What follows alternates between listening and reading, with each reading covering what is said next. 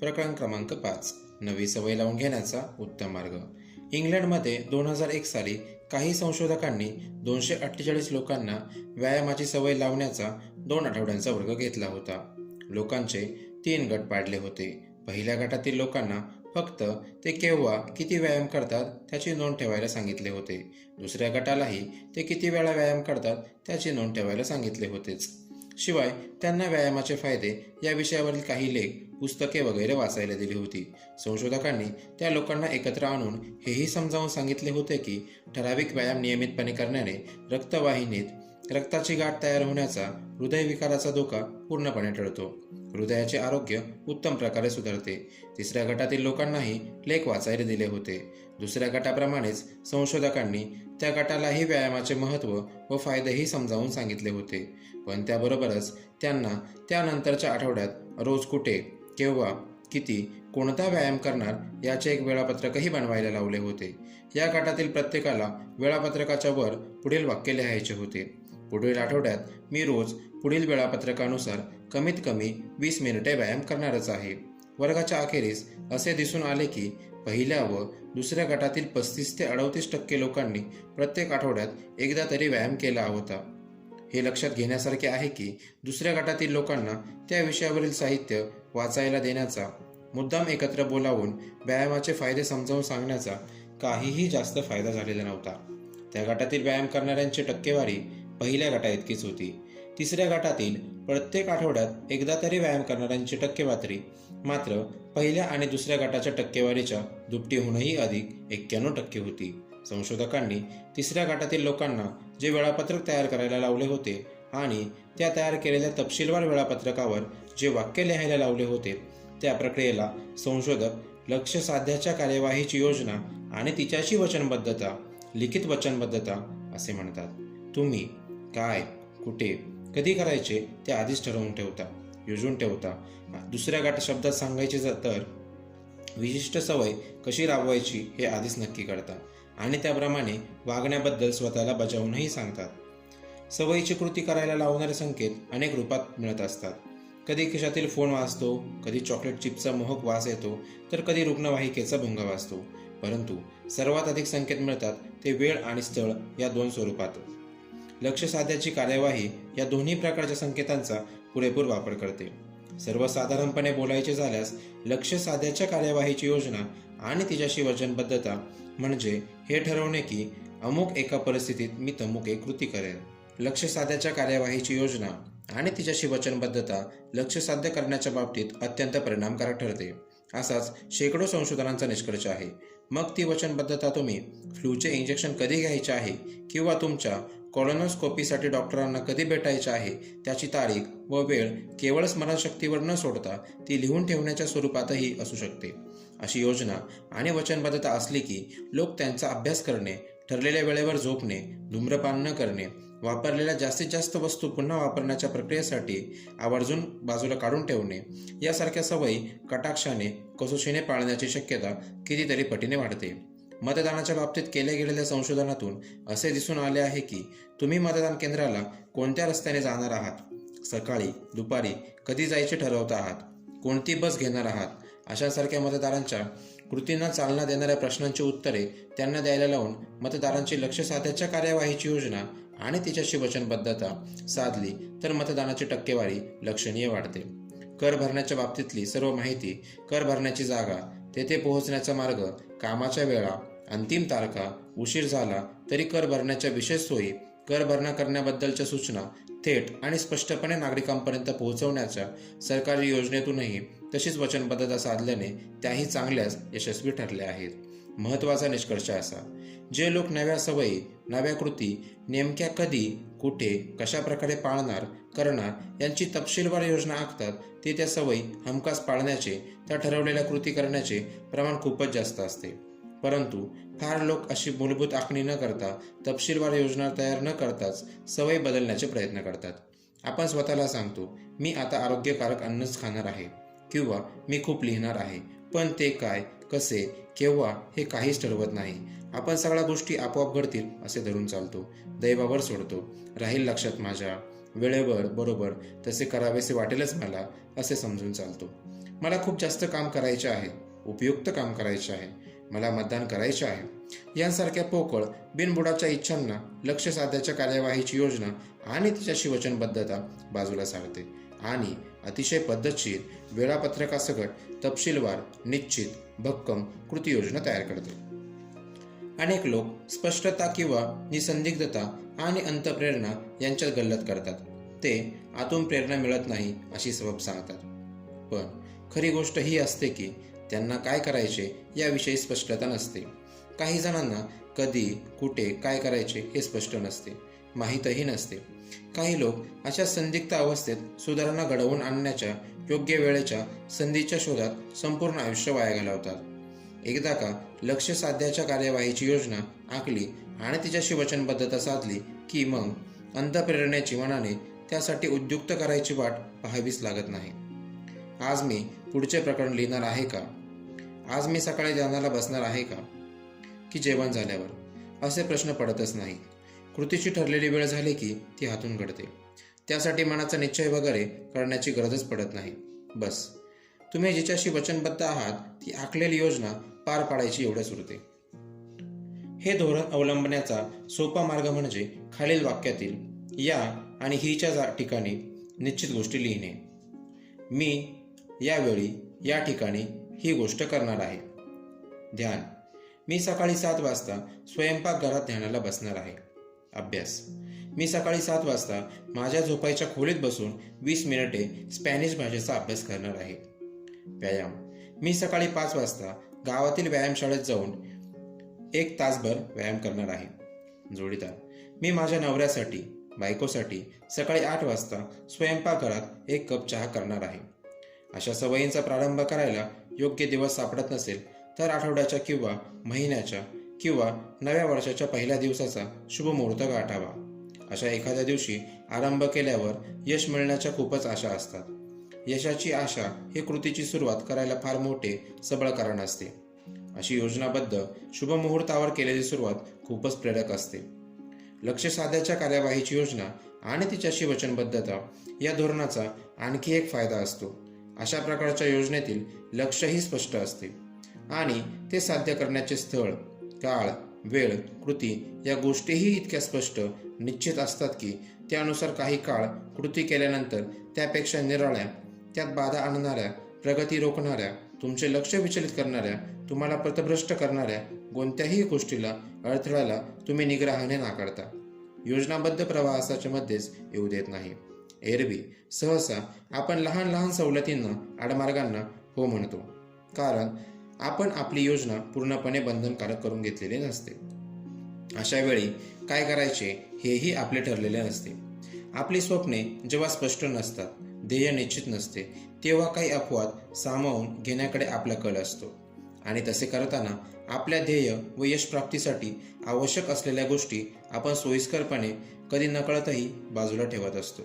अर्थात नव्या सवयी रुळायला आपल्या जीवन पद्धतीत सामावून जायला थोडा वेळ द्यावा लागतो. तो दिलाच पाहिजे, परंतु त्या सवयी पाळण्याचे महत्त्व आपल्याला पटले असले पाहिजे. तिचे स्थळ, काळ, वेळ, पद्धत हे सगळे इतके स्पष्ट असले पाहिजे की ते तसेच्या तसे योग्य तेच आणि योग्य त्या वेळेस योग्य त्या पद्धतीने करण्याची आपल्याला तीव्र इच्छा झाली पाहिजे.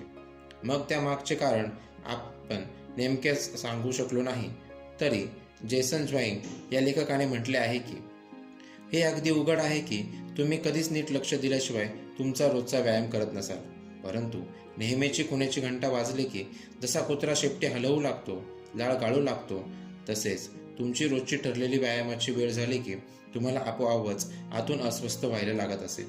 व्यायामाला कधी जातो असे होत असेल. आपल्या जीवनातही लक्ष साध्याच्या कार्यवाहीची योजना आणि तिच्याशी वचनबद्धता आणण्याचे अनेक मार्ग आहेत.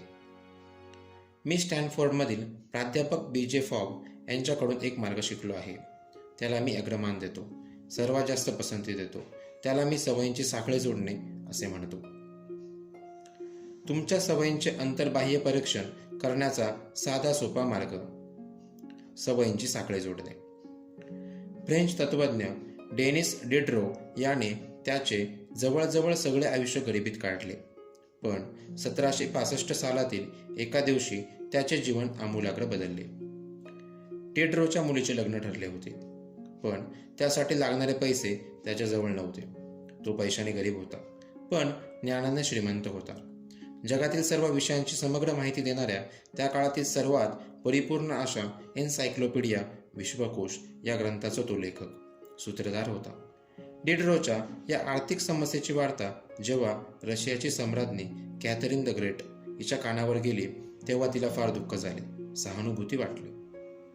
ती स्वतः एक फार मोठी पुस्तकप्रेमी होती. डिडरोच्या एन्सायक्लोपीडियाची वाचक होती, चाहती होती.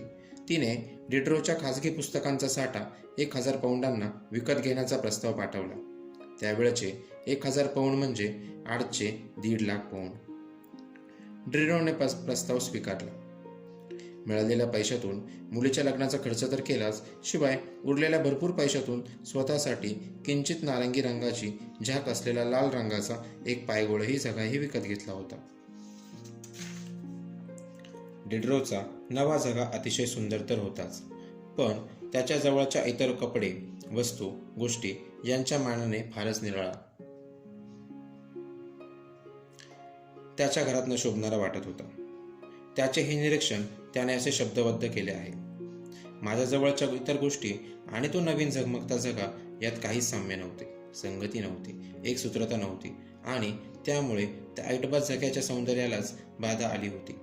या भावनेतून डिडरोच्या मनात त्या जगाला साजेच्या गोष्टी विकत आणून त्याच्या मालकीच्या वस्तूंचा दर्जा वाढवण्याचा विचार जोर धरू लागला.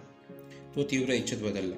त्याने त्याचा झोपताना पांघरायचा जुना रग टाकून दिला आणि दमास्कचा जगप्रसिद्ध रग आणला. काही सुंदर पण महागडी शिल्पे खरेदी करून भिंतीतील शेकोटीच्या वरच्या दगडी धक्क्यावर एक मोठा बिलोरी आरसा बसवून त्याने त्याचे घर सजवले. जेवणाचे टेबलही बदलून टाकले. जुनी वेताची खुर्ची काढून टाकली. लेदरची आरामदायी खुर्ची आणली. खेळातले डॉमिनोज जसे एकमेकांना धडकून पाठोपाठ पडतात तशा एका मागोमाग नवनव्या शोभिवंत वस्तू घरात येऊन पडू लागल्या. एका खरेदीतून दुसरी, दुसरीतून तिसरी. जे डिडरोने केले ते काही असामान्य, जगावेगळे नव्हते. खरे तर त्याने जो एकातून दुसऱ्या खरेदीचा सपाटा लावला तशा वृत्तीला डिडरो इफेक्ट हेच नाव पडले. डिडरो इफेक्ट म्हणजे एखादी नवी गोष्ट मिळवण्याच्या कृतीतून अधिकाधिक वस्तू, गोष्टी यांची गरज वाटून त्या खरेदी करून त्यांचा वापर करण्याचे आणि मग त्यातून एका खरेदीतून दुसरी खरेदी करत राहण्याचे चक्र वा साखळे. हे खरेदीचे चक्र घरोघरी फिरताना दिसेल. तुम्ही एक छानसा ड्रेस विकत घेता आणि मग त्याला मॅचिंग शूज, इयरिंग्सही खरेदी करता. एका नव्या सोप्याची खरेदी होते आणि मग हॉलमधील आधीचे फर्निचर व त्याची रचनाही डोळ्यात खुपू लागते. मुलासाठी एक वेगळे खेळणे आणले जाते आणि मग त्याच्या जोडीचीच अनेक खेळणी घरात येतात. ही अशी खरेदीची साखळी सुरूच राहते. आपल्या अनेक वागणुकीमध्ये असेच कामाचे चक्र वा साखळी दृष्टोत्पत्तीस येते. एक काम करून संपले की त्यातूनच पुढचे काम काय करायचे हे आपल्याला सुचत जाते. आपण ते ठरवत जातो. बाथरूममध्ये जाऊन हात धुतो. ते टॉवेलला पुसतो. त्यावरून वापरलेले टॉवेल्स धुवायला टाकायची आठवण होते. त्याबरोबर कपडे धुवायचा साबण संपल्याचे लक्षात येते. त्या खरेदीच्या यादीत लिहिला जातो. सहजा कोणतीच एक कृती स्वतंत्रपणे होत नाही. एका कृतीतून दुसऱ्या कृतीचा संकेत मिळतो. पुढच्या कृतीला चालना मिळते. हे चक्र, ही साखळी महत्त्वाची का असते? आपल्या विचारांची, कृतींची ही जी जोडणी होत आहे त्यामध्ये हा जो संयोग असतो त्याचा नव्या सवयी लावून घेताना फार उपयोग होतो, फायदा होतो. आपल्याला जडलेल्या सवयींमध्ये नव्या सवयींची भर घालण्याचा एक उत्तम उपाय असतो. तो म्हणजे असलेल्या सवयींची एक साखळी मनामध्ये तयार करायची आणि त्याच साखळीला नवी सवय जोडून द्यायची. आपण ज्या लक्ष्य साध्याच्या कार्यवाहीची योजना आणि तिच्याशी वचनबद्धता या धोरणाचा अभ्यास केला त्यात आपण सवय, कृती यांचा स्थळ, काळ, वेळ, पद्धती यांच्याशी निसंदिग्ध संबंध जोडण्याचे तंत्र पाहिले आहे.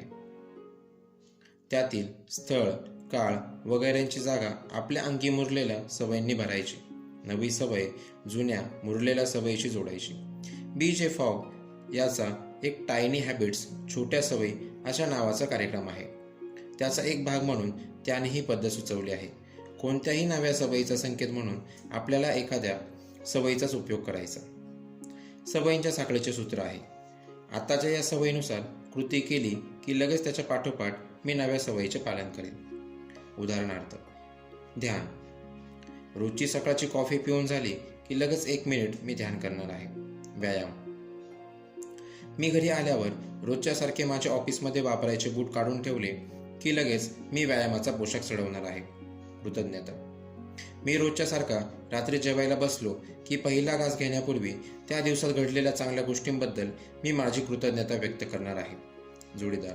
रात्री अंथरुणावर पडलो की माझ्या नवऱ्याचे, बायकोचे चुंबन घेणार आहे. चुंबन घेऊन माझे प्रेम व्यक्त करणार आहे. सुरक्षा. पळायला जातानाचे बूट चढवले की मी लगेच माझ्या मित्राला किंवा कुटुंबियाला मी कुठे पळायला जाणार आहे, किती वेळात परत येणार आहे हे फोनवर मेसेज पाठवून कळवणार आहे. थोडक्यात, जी सवय आपल्याला अंगी बाणवायची असेल तिचा पदर आपल्या बराच काळ अंगात मुरलेल्या सवयीशी बांधून टाकायचा. हे तंत्र एकदा जमले की मग तुम्ही जरा लांबचे साखळी जोडू शकता. बऱ्याच लहान लहान सवयींची मोड बांधू शकता. एका कृतीतून दुसरी कृती या प्रक्रियेतून जो एक जोर मिळतो त्याचा तुम्ही फायदा मिळवू शकता. एखादी नवी गोष्ट मिळवण्यातून अधिकाधिक गोष्टी मिळवण्याची इच्छा या डेड्रो इफेक्टचा सकारात्मक उपयोग ठरू शकतो. सवयींची साखळी. संकेत, इच्छा, प्रतिक्रिया, परिणाम, फळ. तुमच्या सकाळच्या सवयींची साखळी काहीशी अशीही करता येईल. 1. सकाळची कॉफी पिऊन झाली की मी त्यापुढील 60 सेकंद ध्यान करेन. 2. 60 सेकंद ध्यान झाले की मी त्या दिवसातील कामांची यादी लिहून काढेन. 3. कामांची यादी लिहून झाली की मी त्यातले पहिले काम करायला घेईन. आणि संध्याकाळची सवयींची अशी. 1. रात्रीचे जेवण झाले की मी माझी प्लेट सरळ डिशवॉशरमध्ये घालेन. 2. सगळी भांडी जागेवर ठेवून झाली की मी लगेच ओटा स्वच्छ पुसून काढेन. 3. ओटा स्वच्छ झाला की मी माझ्या सकाळचा कॉफीचा मोठा कप ओट्यावर काढून ठेवेन. तुम्ही तुमच्या सध्याच्या 2 सवयींच्या मध्येही एखादी नवी सवय आणू शकता.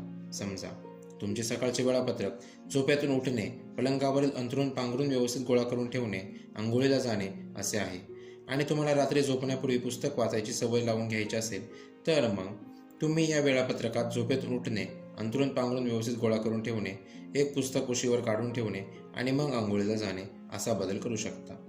रात्री झोपायला पलंगावर टेकलात की उशीवर पुस्तक वाचायला असेलच. ते तुम्हाला दिसेल, खुणावेल, तुम्ही वाचन सुख अनुभवू शकाल. अशा रीतीने सवयींची साखळी जोडली की तुमच्या पुढील कृतींचे मार्गदर्शन करणारे साधे सोपे नियम तयार होतात. पुढच्या कृतींचा आराखडा करायचा असेल तर तो तुमच्यापाशी राहतो. अशा रीतीने सवयींच्या साखळीच्या पद्धतीला तुम्ही रुळलात की केव्हाही काहीही नवी परिस्थिती समोर आली तरी तुम्ही लागलीच सवयींची साखळी जोडू शकता. व्यायाम. जिममध्ये जाण्यासाठी लिफ्ट समोर उभा राहिलो असताना जिना दिसला तर मी लिफ्ट सोडून जिन्याच्या पायऱ्या चढायला लागेन. सामाजिक संबंधाबद्दलचे कौशल्य. कोणत्याही पार्टीत गेलो की मी आपण होऊन अनोळखी लोकांना माझी ओळख करून देईल. अर्थव्यवस्था. $100 जास्त किमतीची वस्तू खरेदी करावीशी वाटली तर मी त्याआधी त्यावर एक दिवस विचार करेन. आरोग्यकारक आहार. माझे जेवण वाढवून घेताना मी नेहमीच आधी प्लेटमध्ये भाज्या वाढवून घेईन. अत्यल्पवाद. एक नवी वस्तू खरेदी करून घरात आणली तर मी घरातल्या एका वस्तूचे सत्पात्रीत दान करेन.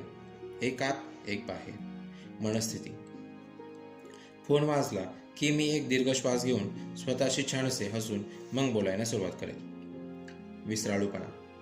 कोणत्याही सार्वजनिक जागेतून परत येताना मी माझ्या सर्व वस्तू बरोबर घेतल्या की नाही याची खात्री करेन. ही योजना आणि वचनबद्धता यांचे धोरण तुम्ही कशाही पद्धतीने वापरा.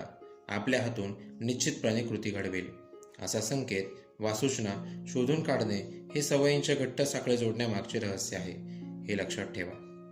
योजना आणि वचनबद्धता सवयीचे कृतीचे स्थळ, काळ आणि वेळ ठरवून ठेवते आणि ते सगळे सवयीच्या साखळीतील 2 सवयींमधील दुव्यातच सूचित करते, समाविष्ट करते. नवी सवय तुमच्या आधीच्या सवयींच्या साखळीत तुमच्या वेळापत्रकात तुम्ही नेमक्या कधी आणि कुठे जोडता याने खूप फरक पडतो. समजा ध्यानाची सवय तुमच्या सकाळच्या सवयींच्या साखळीशी जोडायचा तुम्ही प्रयत्न करत असाल, पण जर का तुमची सकाळ धावपळीच्या गोंधळाची असेल आणि लहान मुले तुमच्या भोवतीच असण्याची ती वेळ असेल तर मग तसे करणे चुकीचे ठरेल. सवयीचे यशस्वीरित्या पालन होऊ शकेल अशा साखळीतली जागा शोधणे महत्त्वाचे. अन्य कोणत्या तरी गोष्टीत जेव्हा तुम्ही वेगळा असता ती वेळ नव्या सवयीसाठी निवडू नका. नव्या सवयीतील कृती रोज करायची आहे हे दिवसाआड की आठवड्यातून एकदा या गोष्टीचाही तुम्ही तुमच्या आत्ताच्या सवयीच्या साखळीशी जोडताना विचार करायला विसरू नका. रोजची सवय आणि आठवड्यातून एकदा पाळण्याची सवय यांची जोडी लावणे ही चुकीची निवड ठरेल. सवयीला बरोबर चालना देणारा संकेत म्हणून सवय निवडण्याचा आणखी एक मार्ग आहे. तो म्हणजे तुमच्या सांप्रतच्या सवयींच्या यादीवर विचारमंथन घडवून आणणे. त्यासाठी या आधीच्या प्रकरणात दाखवलेल्या सवयींच्या गुणपत्रकाचा उपयोग करून घेता येतो किंवा सवयींची यादी 2 रकान्यामध्ये करता येते. पहिल्या रकान्यात तुमच्या निरपवादपणे पाळल्या जाणाऱ्या सवयींची यादी करा. उदाहरणार्थ, सकाळी झोपेतून उठणे, दात घासणे, अंघोळ करणे, कपडे चढवून तयार होणे, कॉफी तयार करणे, न्याहारी करणे, मुलांना शाळेत पोहोचवणे, दिवसाची कामे सुरू करणे, जेवण करणे, कामे संपवणे, दिवसभर घातलेले कपडे बदलणे, रात्रीचे जेवण करणे, घरातील सर्व दिवे मालवणे, झोपणे. तुमची यादी यापेक्षा मोठीही असू शकेल, पण यावरून तुम्हाला कल्पना येईल. आता दुसऱ्या रकान्यात अशा गोष्टी लिहा की ज्या रोज निश्चितपणे घडतातच. उदाहरणार्थ, सूर्य उगवतो, फोनवर टेक्स्ट मेसेज येतो, एखादे गाणे हमखास ऐकले जाते, सूर्य मावळतो. अशा या 2 रकान्यांच्या यादीत सहाय्याने तुम्ही तुमच्या वेळापत्रकात नव्या सवयीसाठी योग्य अशी जागा निवडू शकाल. जर कृती करण्यास उद्युक्त करणारा संकेत मोघम नसून अगदी नेमका विशिष्ट असेल आणि कृती करायला लावणार असेल तर सवयीची साखळी मजबूत बनते. बरेच लोक संकेत फारच संदिग्ध अस्पष्ट निवडतात. मीही एखादीही चूक करतो. मला पुशअप्स काढायची सवय माझ्या वेळापत्रकात बसवायची होती. मी असे ठरवले की जेवणाच्या सुट्टीत मी 10 पुशअप्स काढीन आणि ते मला योग्य वाटले. पण नंतर माझ्या असे लक्षात आले की तो संकेत स्पष्ट नव्हता. पुशअप्स जेवायच्या आधी काढायच्या की जेवण झाल्यावर काढायच्या, ते कुठे काढायच्या या सगळ्या गोष्टी अनिश्चित होत्या, संदिग्ध होत्या. काही अनियमित दिवसानंतर मी माझ्या सवयींच्या साखळीत बदल केला. जेवायला जाण्यासाठी काम थांबवताना जेव्हा माझा लॅपटॉप बंद करीन तेव्हा लगेच माझ्या टेबलाच्या शेजारच्या मोकळ्या जागेतच मी 10 पुशअप्स काढीन असे मी ठरवून टाकले. बस, संदिग्धता गेली, सवयी साखळीत चपकल बसली. वाचन वाढवणे, आहार सुधारणे यांसारख्या सवयी लावून घेतल्यास पाहिजेत अशाच आहेत. परंतु ती ध्येय केवळ ठरवून काम भागत नाही. त्यात त्या गोष्टी नेमक्या कधी, कुठे, कशा करायच्या याविषयी सूचना नसतात. सवयी लावून घेण्याच्या तर सूचना अगदी स्पष्ट, स्वच्छ आणि नेमक्या असल्या पाहिजेत. दार लावून घेतले की, दात घासून झाले की, टेबलावर बसलो की नेमकेपणा महत्त्वाचा. तुमची सवय संकेत, सूचना अथवा सांप्रतची एखादी अत्यंत नियमित सवय यांच्याशी जितकी जास्त घट्ट बांधलेली असेल तितके तिचे पालन वेळेवर न चुकता केले जाण्याची शक्यता वाढते. सवयीमधील बदलाचा पहिला नियम, तो बदल जास्तीत जास्त स्पष्ट करणे हाच आहे. लक्ष्य साध्याच्या कार्यवाहीची योजना आणि तिच्याशी वचनबद्धता आणि सवयींच्या साखळीची जोडणी ही 2 धोरणे नव्या सवयींसाठी स्पष्ट निसंदिग्ध संकेत निर्माण करते आणि त्यांच्या पालनाचे स्थळ, काळ, वेळ, पद्धत समाविष्ट असलेले स्पष्ट व स्वच्छ वेळापत्रक तयार करते. यासाठीचे सर्वोत्तम आणि सर्वात व्यवहार्य असे मार्ग आहेत. प्रकरणाचा सारांश. वर्तनातील बदलाचा पहिला नियम, त्यात स्पष्टता, निसंदिग्धता आणणे. 2 सर्वात समान संकेत, स्थळ आणि वेळ. लक्ष्य साध्याच्या कार्यवाहीची योजना आणि तिच्याशी वचनबद्धता हे धोरण नव्या सवयीशी नेमके स्थळ व वेळ यांचे संकेत जोडायला वापरता येते. लक्ष्य साध्याच्या कार्यवाहीची योजना योजनेचे सूत्र असते.